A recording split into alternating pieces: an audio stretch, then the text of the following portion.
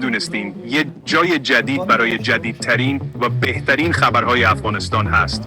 با ما همراه باشین تا بیشتر بدونیم. ما اینجاییم تا تازه ترین و مطمئن ترین خبرها رو مستقیما از افغانستان براتون بیاریم. از خبرهای روزانه تا تحلیل‌های عمیق و داستان‌های انسانی گرم و صمیمی، همه چیز رو پوشش میدیم. هدف ما چیه؟ اینکه شما رو در جریان داستان‌های واقعی که افغانستان رو شکل میدن قرار بدیم. و دوست داریم نظر شما رو هم بدونیم. دکمه لایک رو بزنین، ما رو دنبال کنید تا از آخرین خبرها باخبر بشین و نظراتتون رو تو قسمت کامنت ها بنویسین.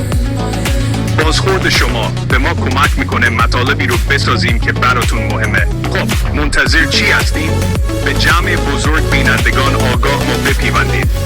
بیاین در ارتباط باشیم و گفتگو رو ادامه بدیم.